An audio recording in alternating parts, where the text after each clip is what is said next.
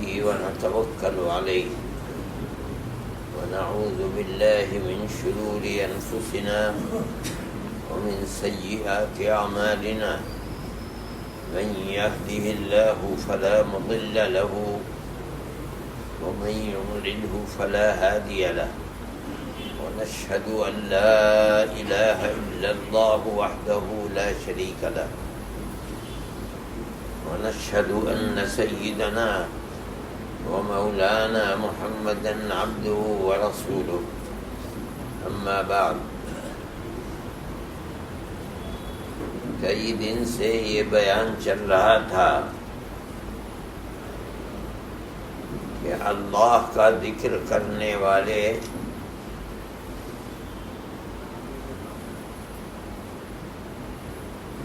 کچھ چیزیں ان کے لیے ضروری ہیں. اللہ کے ذکر کی دل میں طلب پیدا ہونے کے لیے جو بنیادی شرط ہے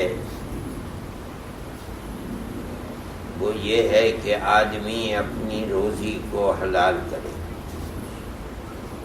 اگر پیٹ میں حرام جاتا ہے تو اس سے اللہ کے ذکر کی توفیق نہیں ہوگی، اور اگر ہوگی تو قبول نہیں ہوگی. دوسری چیز گناہوں سے پرہیز.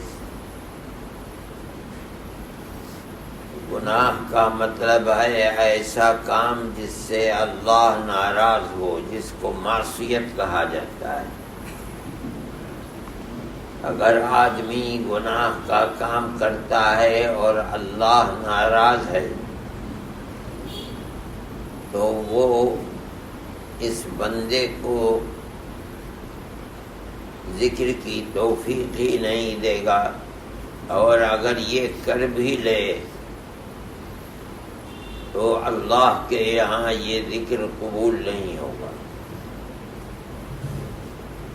اسی کے ساتھ ساتھ ایک چیز صوفیہ لکھتے ہیں کہ ذکر کرنے والے کے لیے توبہ ضروری ہے. میں نے یہ بات کل کہی تھی کہ گناہ نہ کرنے کا مطلب یہ نہیں ہے کہ وہ بالکل گناہوں سے پاک ہو. یہ تو انبیاء کی صفت ہے کہ وہ گناہوں سے معصوم ہوتے ہیں.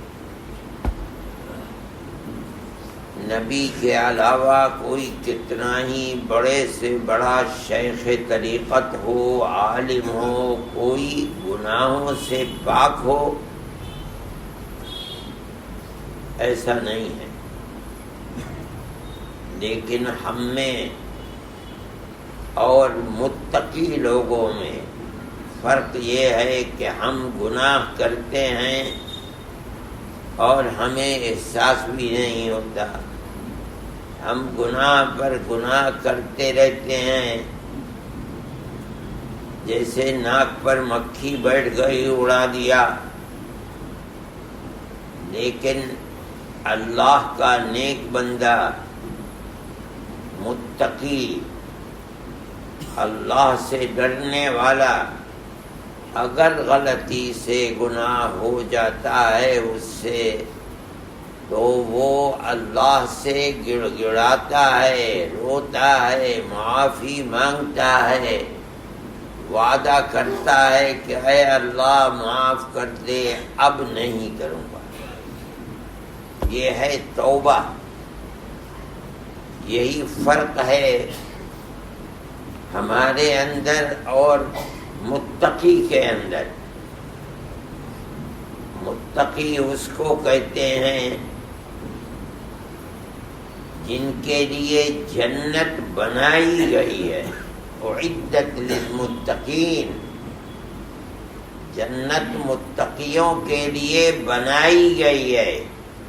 یعنی ان لوگوں کے لیے کہ جو گناہ سے پرہیز کرتے ہیں، ڈرتے ہیں، اللہ کی خشیت اور خوف ان کے دل میں ہے، گناہ نہیں کرتے، لیکن اگر غلطی سے کبھی گناہ ہو جاتا ہے تو اللہ کے سامنے رو رو کر معافی مانگتے ہیں اور توبہ کرتے ہیں۔ توبہ کا مطلب ہے وعدہ کرتے ہیں کہ اے اللہ اب نہیں کروں گا، معاف کر دے۔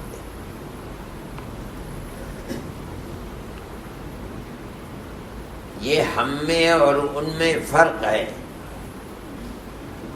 اللہ کا ذکر کرنے والا آدمی، اس کے دل میں اللہ کی محبت، اللہ کی خشیت، اللہ کا خوف پیدا ہو کہ جس سے وہ اللہ کو ناراض کرنے والے کام یعنی معصیت یعنی گناہ نہ کرے، اللہ کے ڈر سے۔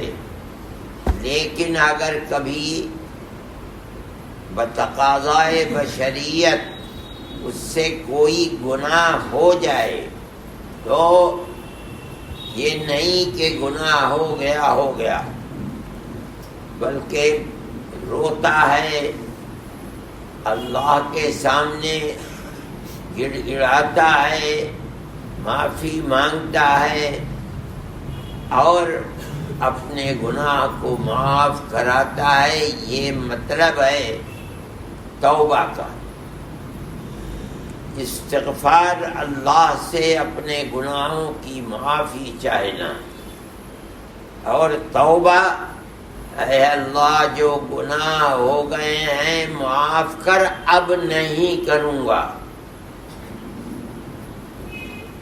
مومن کا یہ ارادہ، اللہ سے یہ عہد و پیمان کہ اے پروردگار میں آدمی ہوں، سر سے پیر تک قصوروار ہوں، ناپاک ہوں، ناپاک خطرے سے بنا ہوا ہوں، ارادے کے باوجود مجھ سے گناہ ہوتے ہیں، آپ ارحم الراحمین ہیں، اکرم الاکرمین ہیں، آپ معاف کریں گے تو معاف ہوگا، کوئی اور معاف کرنے والا نہیں۔ میں وعدہ کرتا ہوں کہ اب نہیں کروں گا، معاف کر دیجئے۔ یہ ہے توبہ۔ تو اس کے ساتھ ساتھ کہ گناہ نہ کر، جو گناہ ہو گئے استغفار کر، معافی مانگ، اور جو ہو چکے ہیں توبہ کر کہ اے اللہ گناہ ہو چکے ہیں، اب گناہ نہیں کروں گا۔ یہ چیزیں سالک کے لیے، ذکر کرنے والے کے لیے۔ ارے تم پاگل ہو، یہ جو لیے کھڑا ہے، اٹھ، کھڑا ہو، یہاں سے کھڑا ہو جائے یہاں سے، نہیں میں کسی سے کہوں گا کہ جا کے اٹھا اس کو، نہیں اٹھتا ہے۔ یہ پیچھے جو بیٹھا وہ اٹھا اسے، اٹھ، کھڑا ہو، اس کو، وہ جو کالی ٹوپی والا ہے اٹھا اس کو نکالو یہاں سے باہر۔ بے غیرت کہیں گے، بے حیا، ڈوب مرو کہیں جا کر کے۔ یہ لوگ ہیں یہ آ کر کے بیٹھ جاتے ہیں یہاں۔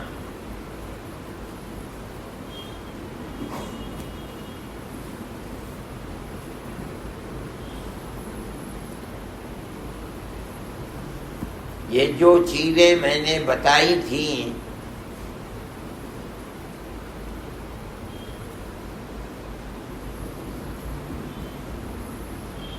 صوفیہ لکھتے ہیں کہ اللہ کا ذکر کرنے والے کے لیے ضروری ہے کہ وہ اپنی زندگی کو اس طرح گزارے۔ اگر گناہ کے کام ہوتے رہیں گے اور اللہ کا ذکر بھی کرتا رہے گا، توبہ اور استغفار بھی نہیں کرے گا، تو گناہ تو نام ہے اس کا جو اللہ کو ناراض کرے۔ اور اللہ کا ذکر کیا جاتا ہے اپنے اللہ کو راضی رکھنے کے لیے، راضی کرنے کے لیے۔ یہ دونوں چیزیں کیسے جمع ہوں گی؟ اگر توبہ نہیں کرتا ہے، اللہ سے گناہوں کو معاف نہیں کراتا ہے، تو اس کے ذکر میں یا تو برکت نہیں ہوگی یا خدا کی طرف سے ذکر کی توفیق ہی نہیں ہوگی۔ یہ جو آدمی کہتا ہے کہ دل نہیں لگتا، کہتا ہے کہ پابندی نہیں ہوتی، نیند آتی ہے، تاکہ یہ شیطان کا وسوسہ ہے آدمی کے دل میں۔ اگر اللہ سے محبت ہے تو اپنے محبوب کی یاد میں دل کیسے نہیں لگے گا؟ اس کا مطلب ہے کہ محبت نہیں ہے۔ ذکر اللہ تو کیا جاتا ہے محبت پیدا کرنے کے لیے۔ شیطان نہیں چاہتا کہ اللہ سے محبت ہو بندے کو، اس لیے وہ اس کو اس راستے پر لگنے نہیں دیتا۔ توڑ اس کی یہی ہے کہ وہ لگنے نہیں دیتا، اور ذکر کرنے والا اپنے آپ کو لگا دے، کھپا دے، شیطان کو مایوس کر دے، وہی آدمی کامیاب ہوتا ہے۔ یہ نہیں کہ رمضان میں ذکر کیا اور اس کے بعد اپنی دنیا کے جھمیلوں میں پھنس گئے، ذکر چھوٹ گیا، کبھی کیا کبھی نہیں کیا۔ اس کا مطلب ہے کہ شیطان جو چاہتا تھا اور اس نے جو قرآن میں ہے وعدہ کیا تھا بہت تاکید کے ساتھ، لَأَقْعُدَنَّ لَهُمْ صِرَاطَكَ الْمُسْتَقِيمَ، لام تاکید، نون تا ضرور بالضرور میں تیرا جو سیدھا راستہ جنت تک پہنچانے والا ہے، میں بیچ میں بیٹھ جاؤں گا، اسے جنت تک جانے نہیں دوں گا۔ یہ وعدہ شیطان نے کیا تھا، قرآن کے اندر ہے۔ اس کو پار کر کے جنت تک پہنچنا، شیطان کو خائب و خاسر، ناکام و نامراد بنا دینا، یہی وہ چیز ہے جس کے لیے آدمی ذاکر ذکر اللہ کا کرتا ہے، کہ شیطان سے محبت اور تعلق میرا ٹوٹ جائے اور میرا تعلق اور میرا محبت اپنے اللہ سے ہو جائے، میرے دل کے اندر اس کی ایسی محبت ہو جائے کہ میں کوئی بھی کام اپنے محبوب کی مرضی کے خلاف نہ کروں۔ یہ جبھی ہوگا جب اللہ کی محبت دل کے اندر پیدا ہوگی۔ ذکر کرنے والا ذکر کرتا ہے، کسی شیخ سے مرید ہوتا ہے، اس کا مقصد یہ نہیں ہے کہ مرید ہو گئے مسئلہ ختم، نہیں، مرید ہونے کا مطلب، ذکر کرنے کا مقصد یہ ہے کہ میرا تعلق شیطان سے ٹوٹ کر، دنیا سے کٹ کر صرف اور صرف اللہ سے ہو جائے، اس کی محبت دل کے اندر ہو جائے۔ یہی مطلب ہے جو قرآن میں جگہ جگہ کہا جاتا ہے کہ تقوی کو اختیار کرو، اللہ کا ذکر کرو، بہت زیادہ کرو، ہر وقت شیطان تمہارے پیچھے ہر وقت لگا ہوا ہے کہ تمہیں راستے سے بھٹکا دے. تم ہر وقت اللہ کا ذکر کرو، اللہ کو یاد رکھو. تم اگر 24 گھنٹے اللہ کو یاد رکھو گے تو 24 گھنٹے تم شیطان سے محفوظ رہو گے، اس لیے کہ جہاں اللہ کا ذکر ہے وہاں شیطان کی دال نہیں ہے. اس کا یہ مطلب نہیں ہے کہ 24 گھنٹے آدمی ہاتھ میں تسبیح لیے ہوئے اللہ اللہ کرتا رہے، نہ کمائے نہ کھائے نہ کاروبار کرے نہ بچوں کی پرورش کرے. یہ مطلب نہیں ہے. میں نے کہا تھا کہ ذکر کا مطلب ہے اللہ کی یاد. ہر وقت اللہ کو یاد رکھے. پیسے لے رہا ہے یاد رکھے کہ اس میں حرام تو نہیں ہے. پیسے دے رہا ہے تو یاد رکھے اللہ کو کہ اللہ کی رضا ہے یا دکھاوا ہے.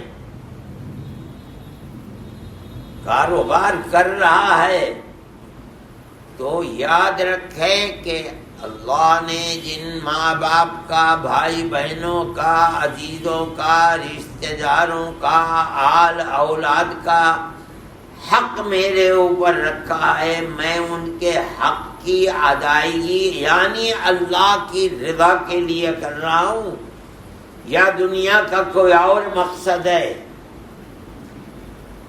اللہ کے ذکر سے اللہ کا تعلق اتنا مضبوط ہو جائے کہ کوئی کام بھی کرتا ہے صرف اپنے اللہ کی محبوب کی رضا کے لیے کرتا ہے. یہ ہے مطلب.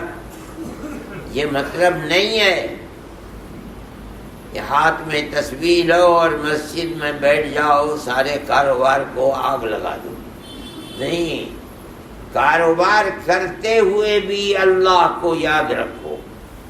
حرام کو اس میں گھسنے نہ دو.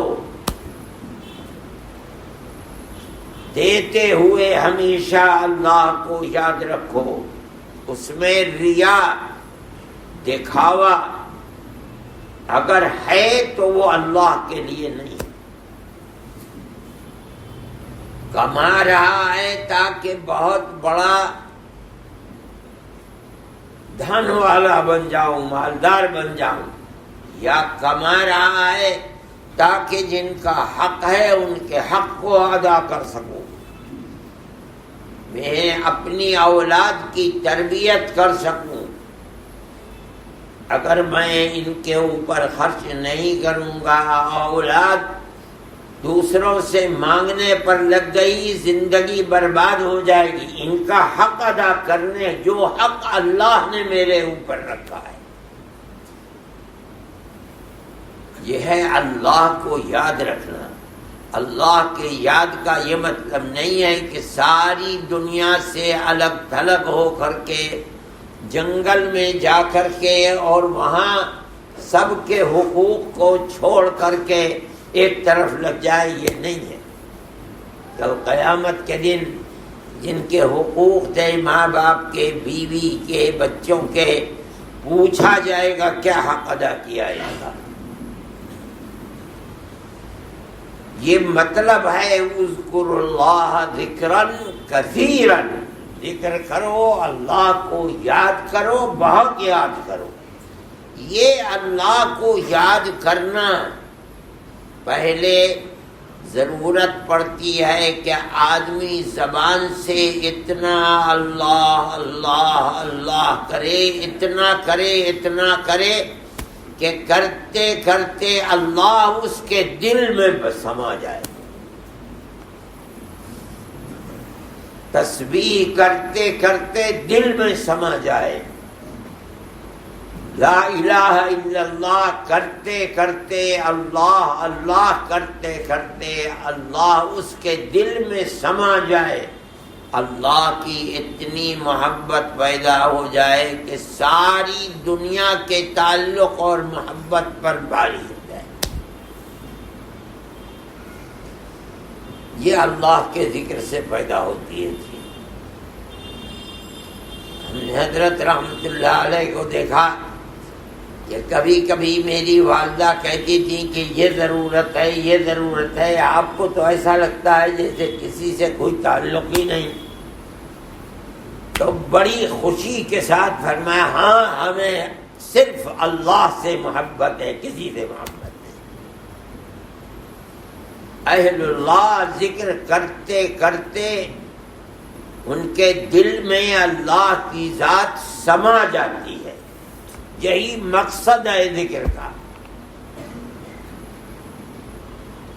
یہی وہ بات ہے جو میں کہہ رہا تھا.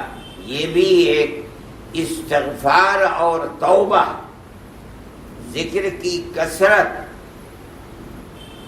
اور اللہ کی محبت پیدا کرنے کے لیے ضروری ہے کہ آدمی گناہوں سے بچے.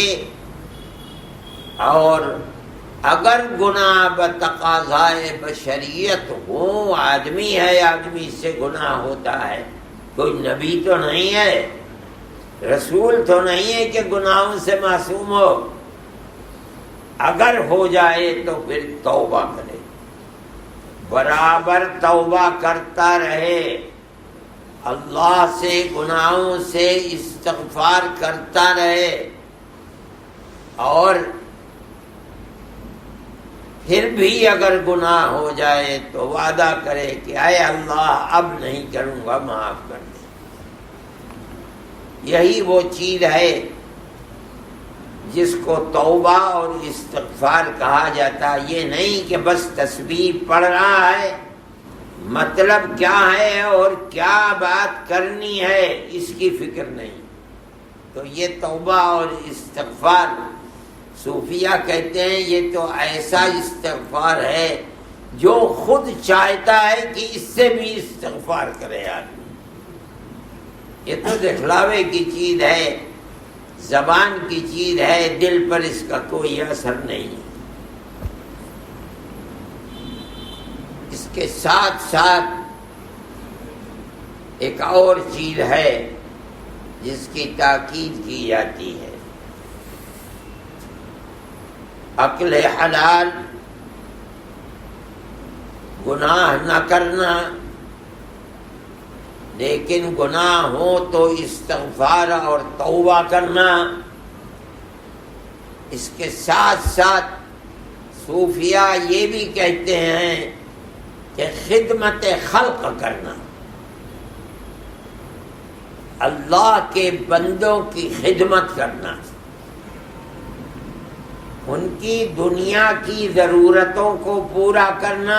یہ تو ہے، لیکن خدمت خلق کا صرف یہی مطلب نہیں ہے. بہت بڑا مطلب یہ ہے کہ مخلوق کی کہ دنیا کے تعلق سے ہٹا کر کے ان کو آخرت سے متعلق کرنا. یہ بھی خدمت خلق ہے.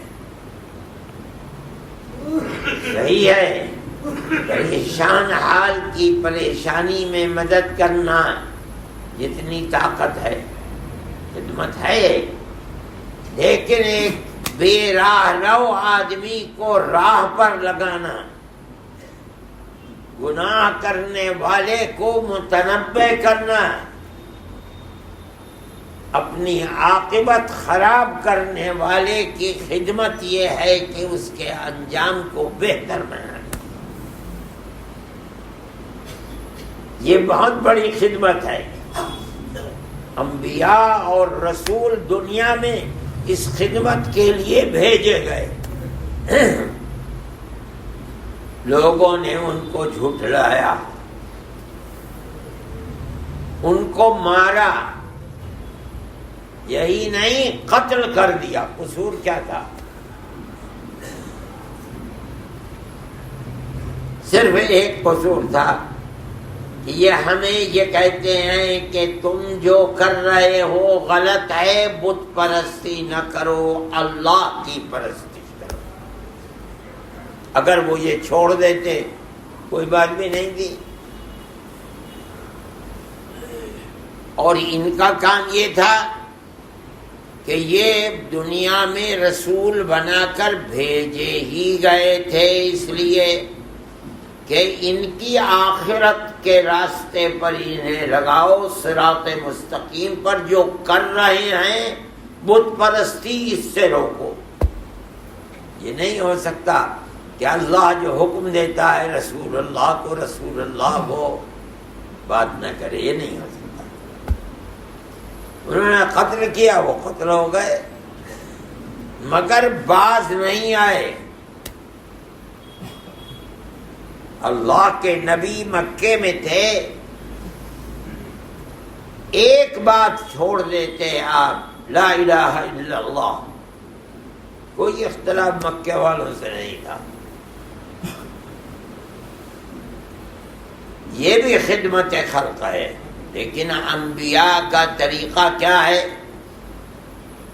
قرآن کہتا ہے لعلک باخع نفسک الا یکونوا مؤمنین۔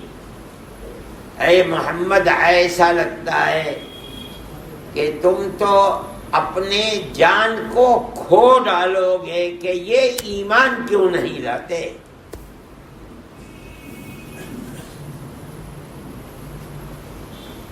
باوجود کہ خطرات ہیں،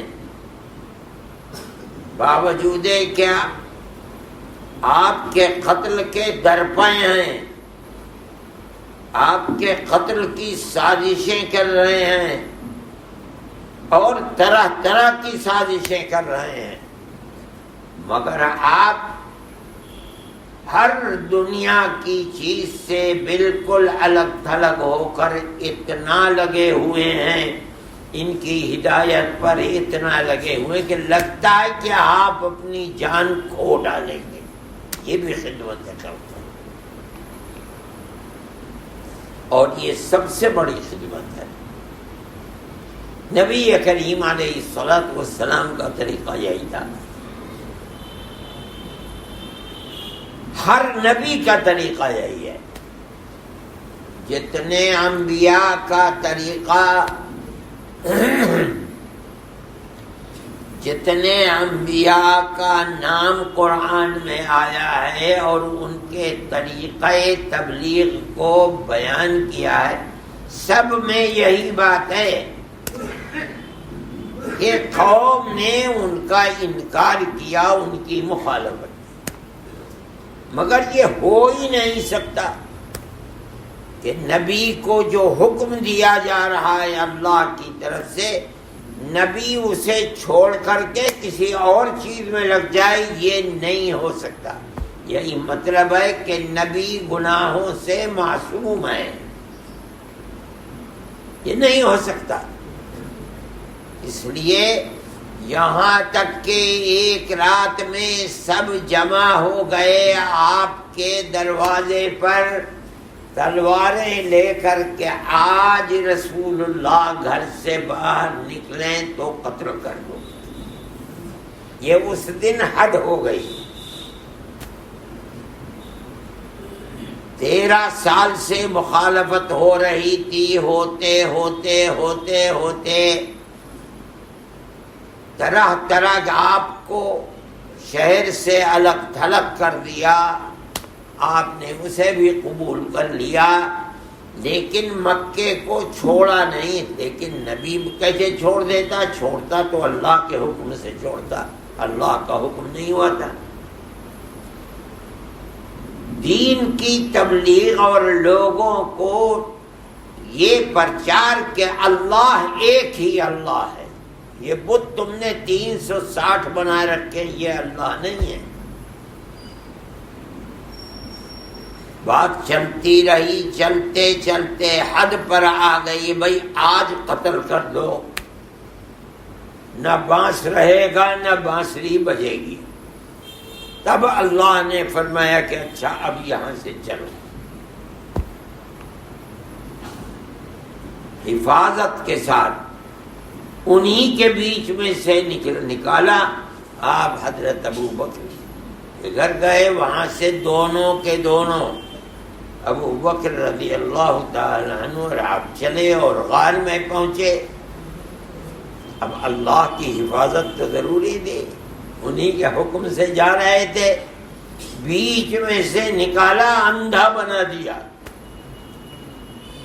وہاں پہنچے، دیکھا، کہہ رہے ہیں کہ یا رسول اللہ اگر انہوں نے اپنے پیر پر نظر ڈالی تو ہمیں دیکھ لیں گے. یہ اللہ کے نبی فرماتے ہیں ابو بکر ہم اور تم دو وہ ہیں جن کے ساتھ تیسرا اللہ ہے، ہمارے ساتھ کچھ نہیں کر سکے. وہاں سے اٹھے اور اٹھ کر مدینہ منورہ چل دیا.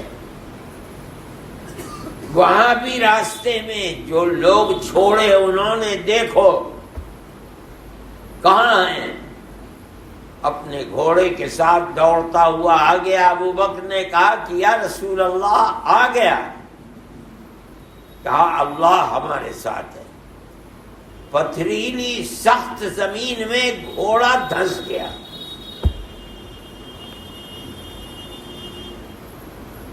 کہنے لگا میں جانتا ہوں کہ محمد نے بد دعا کی ہے، ورنہ یہاں دھسنے کا کیا ہے، کوئی کیچڑ نہیں ہے، ریت نہیں ہے، گیلا ریت جس میں پیر دھنستے ہوں.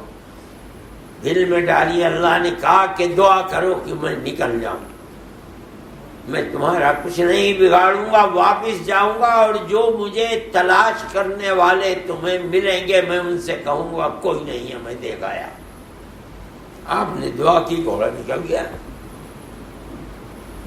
ہر وقت حفاظت ہو رہی ہے، اللہ کے حکم سے چلے. نبی اپنی جگہ سے ہٹ جائے یہ نہیں ہو سکتا،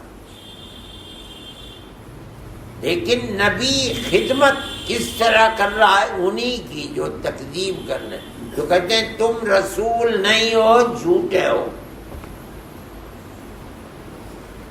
جس کتاب کو اللہ کی کتاب بتاتے ہو وہ اللہ کی کتاب نہیں ہے، تم جھوٹے ہو. سب کچھ سن رہا ہے رسول اللہ، لیکن اس کے باوجود اتنی خدمت کہ قرآن کہتا ہے لگتا ہے کہ ان کی خدمت کے پیچھے تم اپنی جان دے ڈالو. یہ خدمت خلق اللہ کا ذکر کرنے والے کے لیے ضروری ہے. یعنی مطلب کیا ہے کہ اللہ کے انبیاء کی صفت یہ ہے کہ ان کو اللہ اپنی امت سے، اللہ کے بندوں سے بڑی محبت ہوتی ہے. اسی لیے تو ان کی آخرت بنانے کے لیے جان دیتے ہیں. اللہ کے ذکر کرنے والوں کو بھی اللہ کے نبی کی طرح اللہ کے بندوں سے محبت ہونی چاہیے. رسول اللہ کی صفت ہے جو آدمی ذکر کر کے اللہ کے رسول کے راستے پر چل رہا ہے وہ رسول اللہ کی صفت سے کیسے ہٹ جائے گا؟ جو وہ کرتے تھے وہی تو بھی کر. بڑے بڑے مشائخ نے اپنی زندگی کو اللہ کے بندوں کے لیے کھپا دیا. یہی بات ہے کہ جو رسول اللہ کی صفت ہے اس صفت کو اپنایا. خدمت خلق کرتے کرتے دنیا سے چلے گئے. لوگوں نے گالیاں دی، کفر کے فتوے لگائے، جوتوں کے ہار گلے میں ڈال دیے، سب کچھ ہوا، مگر ان کی خدمت خلق کے اندر کوئی فرق نہیں آیا. یہ صفات ہیں اللہ کے ذکر کرنے والوں کی. اس طرح اپنی زندگی ذکر کی گزارنی چاہیے، تب اس ذکر کا اثر ذکر کرنے والے کے دل پر، دماغ پر، زندگی کے اوپر پڑتا ہے۔ اللہ ہم سب کو اس کی توفیق عطا فرمائے اور ہماری دنیا کی زندگی کو ویسی بنا دے جیسی ہمارے آقا حضرت محمد صلی اللہ علیہ وسلم کی۔